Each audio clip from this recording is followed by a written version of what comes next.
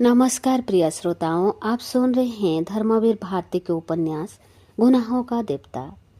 दीदी के लिए मेरे मन में एक आदर्शवादी भावुकता थी जो अधकचरे मन की उपज थी।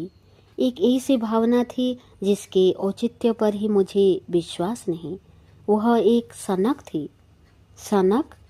बिनती बड़ी देर तक चुपचाप सिर में तेल ठोकती रही, फिर बोली, अपने सांसों से बनाई देव मूर्ति पर इस तरह लात तो ना मारिए, आपको शोभा नहीं देता।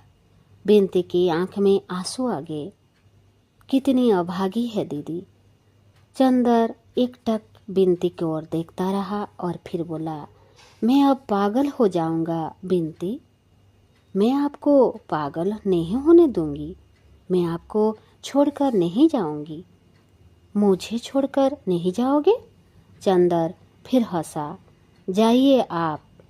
अब आप श्रीमती बिनती होने वाले हैं। आपका ब्याह होगा। मैं पागल हो रहा हूँ, इससे क्या हुआ? इन सब बातों से दुनिया नहीं रुकती, सहनैया नहीं बंद होती, बंधन बार नहीं तोड़े जाते। मैं नहीं जाऊंगी चंदर, अभी। तुम मुझे नहीं जानते। तुम्हारे इतनी ताड़ना और व्यंग सहकर भी तुम्हारे पास रही। अब दुनिया भर की लांछना और व्यंग सहकर तुम्हारे पास रह सकती हूँ। बिनती ने तीखे स्वर में कहा। क्यों?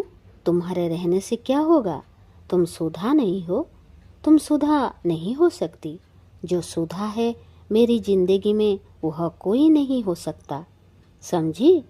और मुझ पर एहसान मत जताओ। मैं मर जाऊं, मैं पागल हो जाऊं, किसी का साझा? क्यों तुम मुझ पर इतना अधिकार समझने लगी? अपनी सेवा के बल पर? मैं इसकी रत्ती भर परवाह नहीं करता। जाओ यहाँ से। और उसने बिनती को धकेल दिया। तेल की शीशी उठाकर बाहर फेंक दी। बिनती रोती हुई चली गई। चंदर उठा और कपड़े पहनकर बाहर चल दिया। ये लड़कियां समझती हैं एहसान कर रही हैं मुझ पर। बिनती के जाने की तैयारी हो गई थी और लिया दिया जाने वाला सारा सामान पैक हो रहा था। डॉक्टर साहब भी महीने भर की छुट्टी लेकर साथ जा रहे थे। उस दिन की घटना के बाद फिर बिनती चंदर से बिल्कुल ही नहीं बोली थी। चंदर भी कभी नहीं बोला। ये लोग कार पर जाने वाले थे। सारा सामान पीछे आगे लादा जाने वाला था। डॉक्टर साहब कार लेकर बाजार गए थे। चंदर उनका होलडाल संभाल रहा था। बिनती आई और बोली, मैं आपसे बातें कर सकती हूँ? हाँ हाँ, तुम उस दिन की बात का बुरा मान गई? अमूमन लड़कियाँ सच्ची बात का बुरा मान जाते हैं। बोलो क्या बात है? चंदन ने इस तरह कहा जैसे कुछ हुआ ही ना हो। बिनती की आंख में आंसू थे। चंदर, आज मैं जा रही हूँ। हाँ, यह तो मालूम है। उसी का इंतजाम कर रहा हूँ। पता नहीं मैंने क्या अपराध किया चंदर कि तुम्हारा स्नेह खो गई थी। ऐसा ही था चंदर, तो आते ही आते इतना स्नेह तुमने दिखा ही क्यों था? मैं तुमसे कभी भी दीदी का स्थान नहीं मांग रही थी। तुमने मुझे गलत क्यों समझा? नहीं बिनती, मैं अब स्नेह इत्यादि पसंद नहीं करता हूँ। पूर्ण परिपक्व मनुष्य हूँ और ये सब भावनाएं अब अच्छी नहीं लगती मुझे। स्नेह वगैरह की दुनिया अब मुझे बड़ी उथली लगती है। तभी चंदर, इतने दिन मैंने रोते रोते बिताए। तुमने एक बार पूछा भी नहीं, जिंदगी में सिवा दीदी और तुम्हारे कौन था? तुमने मेरे आंसुओं की परवाह नहीं की। तुम्हें कसूर नहीं देती, कसूर मेरा ही होगा चंदर। नहीं, कसूर की बात नहीं बिनती। औरतों के रोने की कहाँ तक परवाह की जाए? वो एक कुत्ते बिल्ली तक के लिए उतने ही दुख से रोती हैं। खैर चंदर, ईश्वर करे तुम जीवन भर इतने मजबूर रहो। मैंने अगर कभी तुम्हारे लिए कुछ किया, वैसे किया भी क्या, लेकिन अगर कुछ भी किया तो सिर्फ इसीलिए कि मेरे मन की जाने कितनी ममता तुमने जीत ली, या मैं हमेशा इस बात के लिए पागल रहती थी कि तुम्हें जरा से भी ठेस ना पहुँचे। मैं क्या कर डालूं तुम्हारे लिए? तुम्हारे व्यक्तित्व ने मुझे जादू में बांध लिया था। तुम मुझसे कुछ भी करने के लिए कहते तो मैं हिचक नहीं सकती थी, लेकिन खैर, तुम्हें मेरी ज़रूरत नहीं थी। तुम पर भार हो उठती थी मैंने अपने को खींच लिया। अब कभी तुम्हारे जीवन में आने का साहस नहीं करूँगी। यह भी कैसे कहूँ कि कभी तुम्हें मेरी ज़रूरत पड़ेगी। मैं जानती हूँ कि तुम्हारे तूफानी व्यक्तित्व के सामने मैं बहुत तुच्छ हूँ, तिनके से भी तुच्छ। लेकिन आज जा रही हूँ, अब कभी यहाँ आने का साहस ना करूँगी। लेकिन क्या चलते वक्त आशीर्वाद भी ना दोगे? कुछ आगे का रास्ता ना बताओगे? बिंती ने झुककर चंदर के पैर पकड़ लिए और सिसक सिसक कर रोने लगी। चंदन ने बिंती को उठाया और पास की कुर्सी पर बिठा दिया और सिर पर हाथ रखकर बोला, आशीर्वाद देवताओं से मांगा जाता है। मैं अब प्रेत हो चुका हूँ बिंती। चंदर अब एकांत चाहता था और वह चंदर को मिल गया था। पूरा घर खाली, एक महाराजिन, माली और नौकर, और सारे घर में सिर्फ सन्नाटा, और उस सन्नाटा का प्रेत चंदर चाहे जितना टूट जाए, चाहे जितना बिखर जाए, लेकिन चंदर हारने वाला नहीं था। वह हार भी जाए, लेकिन हार स्वीकार करना उसे नहीं आता था। उसके मन में अब सन्नाटा। अपने मन के पूजा गृह में स्थापित सुधा की पावन प्रांजल देव मूर्ति को उसने कठोरता से उठाकर बाहर फेंक दिया था। मंदिर की मूर्तिमयी पवित्रता बिंती को अपमानित कर दिया था और मंदिर की पूजा उपकरणों को, अपने जीवन के आदर्शों और मानदंड को अपने चूर चूर कर डाला था और पुतसिकन विजेता की तरह क्रूरता से हंसते हुए मंदिर के भग्नावशेषों पर कदम रखकर चल रहा था। उसका मन टूटा हुआ खंडहर था, जिसके उजाड़ बेछत कमरों में चमगादड़ बसेरा करते हैं और जिसके ध्वंसावशेषों पर गिरगिट पहरा देते हैं। काश कि कोई उन खंडहरों की ईंटें उलटकर देखता तो हर पत्थर के नीचे पूजा मंत्र सिसकते हुए मिलते। हर धूल की परत में घंटियों की बेहोश ध्वनियाँ मिलती।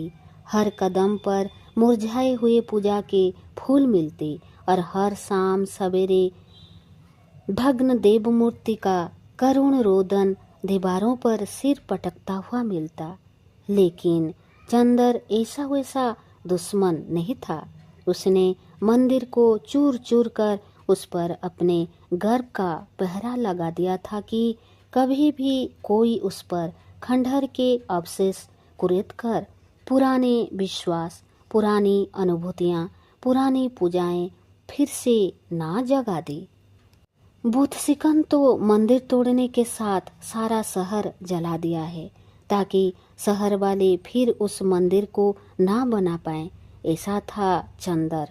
अपने मन को सुनसान कर लेने के बाद उसने अपनी जिंदगी, अपना रहन सहन, अपना मकान और अपना वातावरण भी सुनसान कर लिया था। अगहन आ गया था, लेकिन उसके चारों ओर जेठ की दोपहरी से भी भयानक सन्नाटा था।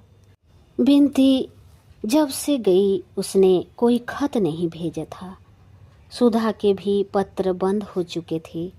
पम्मी के 2 खत आए। पम्मी आजकल दिल्ली घूम रही थी, लेकिन चंदन ने पम्मी को कोई जवाब नहीं दिया। अकेला अकेला, बिल्कुल अकेला सहारा मरुस्थल की नीरस भयावनी शांति, और वह भी जब तक कि कांपता हुआ लाल सूरज बालू के खितिज पर अपनी आखिरी सांसें तोड़ रहा हो और बालू के टीलों की अधमरी छायाएं लहरदार बालों पर धीरे धीरे रेंग रही हो। बिंती के ब्याह को 15 दिन रह गए थे कि सुधा का एक पत्र आया। मेरे देवता, मेरे नयन, मेरे पंथ, मेरे प्रकाश, आज कितने दिनों बाद तुम्हें खत लिखने का मौका मिल रहा है। सोचा था बिंती के ब्याह के महीने भर पहले गांव आ जाऊंगी तो एक दिन के लिए तुम्हें आकर देख जाऊंगी, लेकिन इरादे इरादे हैं और जिंदगी जिंदगी।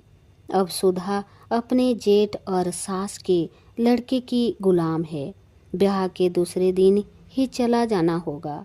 तुम्हें यहाँ बुला लेती, लेकिन यहाँ बंधन और पर्दा तो ससुराल से भी बदतर है। मैंने बिंती से तुम्हारे बारे में बहुत पूछा, वह कुछ नहीं बताई। पापा से इतना मालूम हुआ कि तुम्हारी थीसिस छपने गई है। कन्वोकेशन नज़दीक है।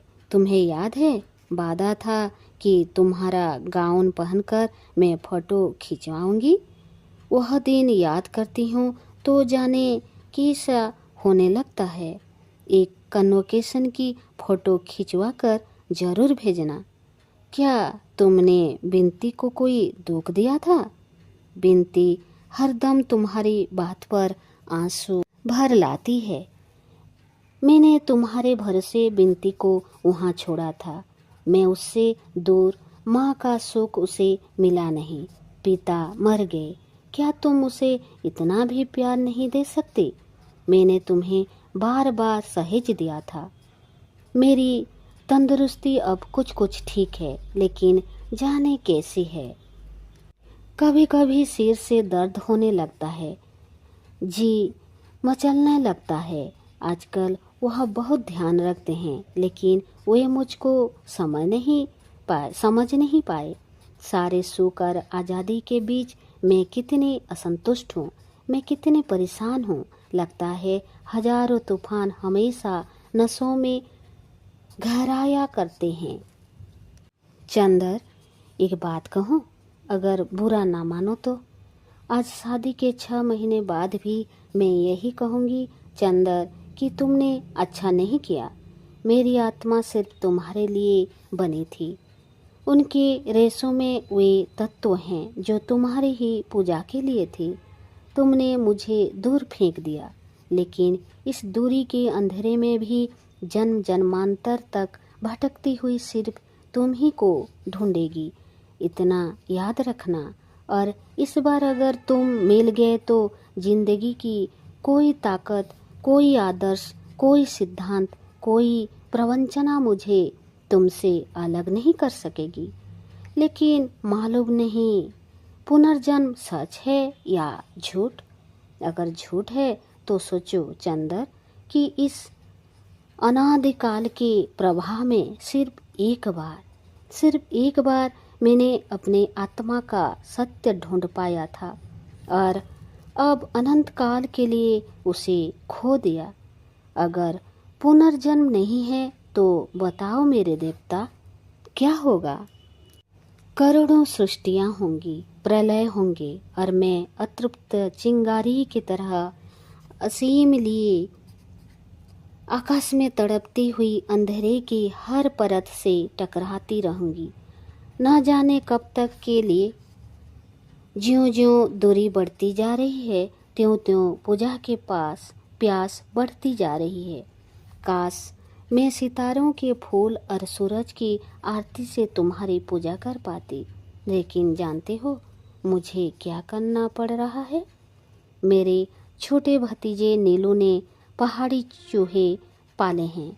उनके पिंजड़े के अंदर एक पहिए लगा है और ऊपर घंटियां लगी है। अगर कोई अभागा चूहा उस चक्र में उलझ जाता है तो ज्यों-ज्यों छूटने के लिए वह पैर चलाता है, त्यों-त्यों चक्र घूमने लगता है, घंटियां बजने लगती है। नीलू बहुत खुश होता है, लेकिन चूहा थककर बेदम होकर नीचे गिर पड़ता है। कुछ ऐसे ही चक्र में मैं फंस गई हूँ चंदर। संतोष सिर्फ इतना है कि घंटियां बजती हैं तो शायद तुम उन्हें पूजा के मंदिर की घंटियां समझते होगे।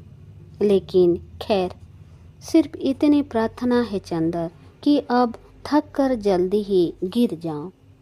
मेरे भाग्य, खत का जवाब जल्दी ही देना। पम्मी अभी आई या नहीं? तुम्हारी जन्म जन्म की प्यासी सुधा। चंदन ने खत पढ़ा और फौरन लिखा, प्रिय सुधा, तुम्हारा पत्र बहुत दिनों के बाद मिला। तुम्हारी भाषा वहाँ जाकर बहुत निखर गई है। मैं तो समझता हूँ कि अगर खत कहीं छिपा दिया जाए तो लोग इसे किसी रोमांटिक उपन्यास का अंश समझें, क्योंकि उपन्यासों के ही पात्र ऐसे खत लिखते हैं, वास्तविक जीवन के नहीं।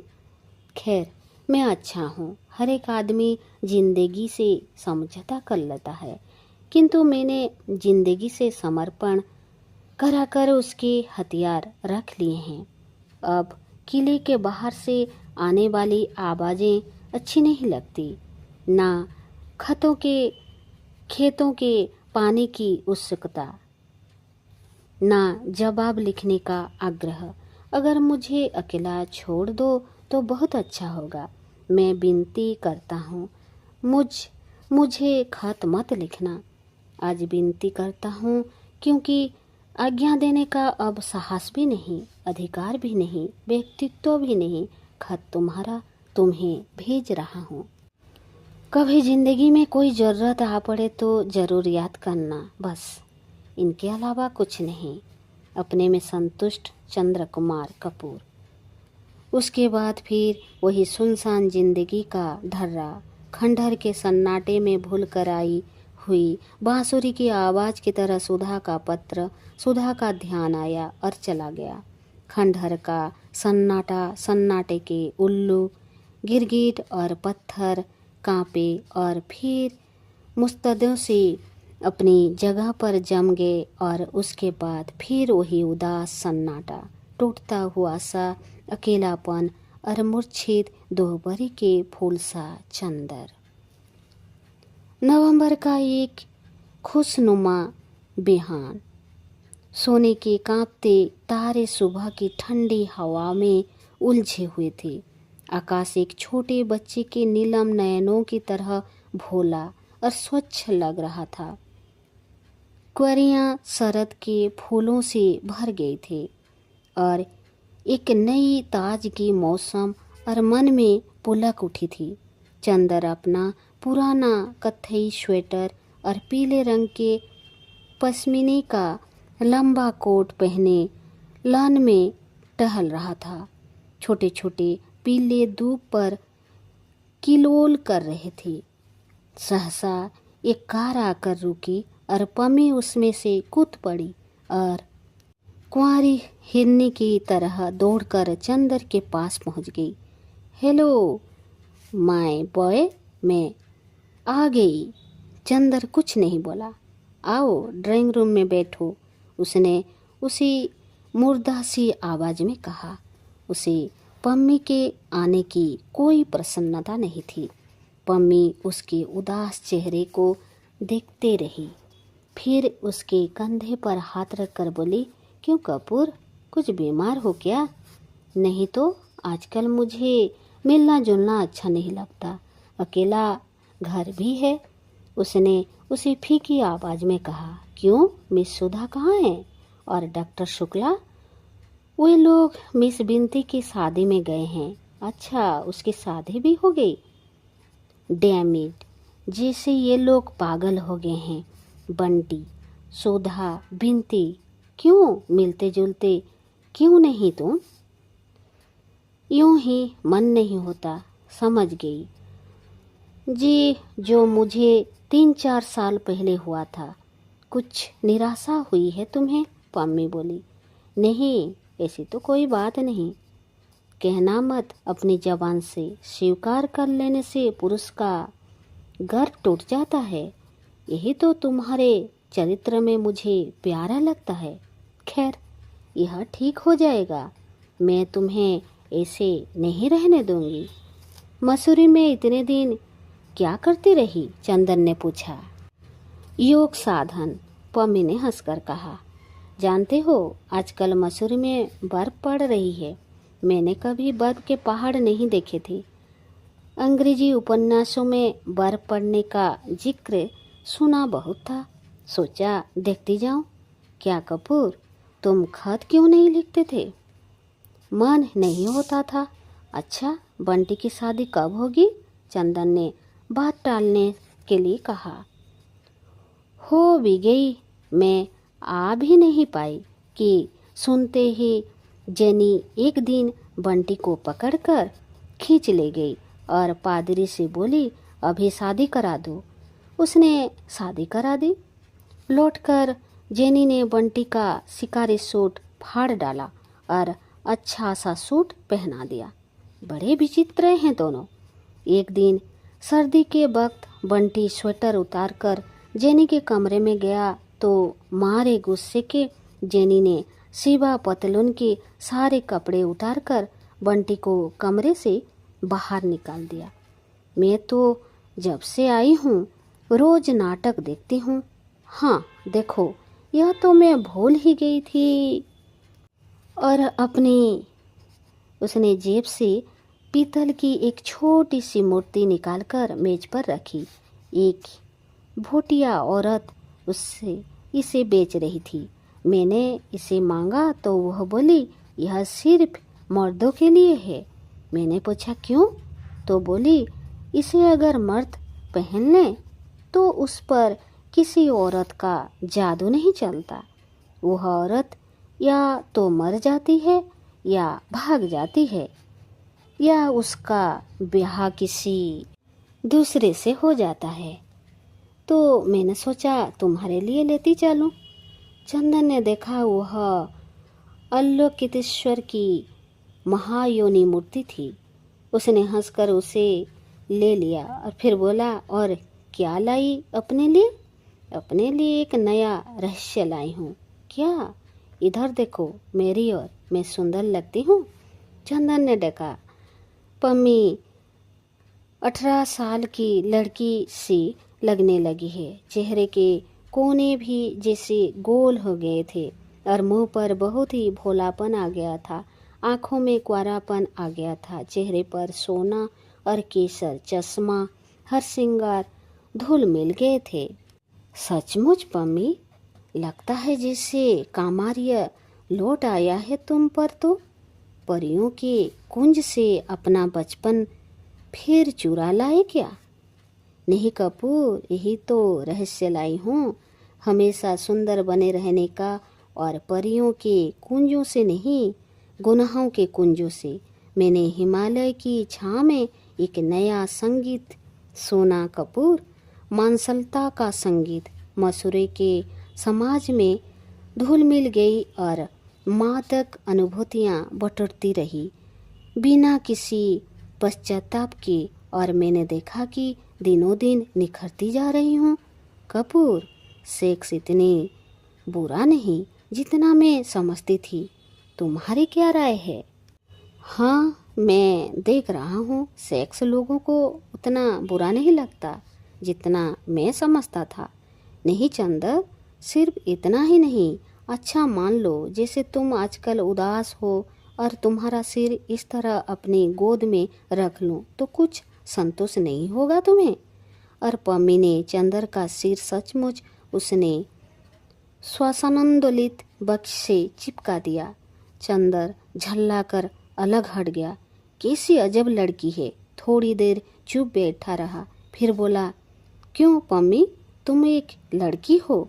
मैं तुम्हें से पूछती हूँ, क्या लड़कियाँ के लिए प्रेम में सेक्स अनिवार्य है? हाँ, पम्मी ने स्पष्ट स्वरों में जोर देकर कहा।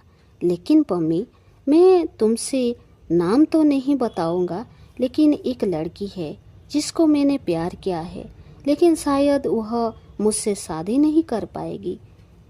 मेरे उसके कोई शारीरिक संबंध भी नहीं। क्या तुम इसे प्यार नहीं कहोगे?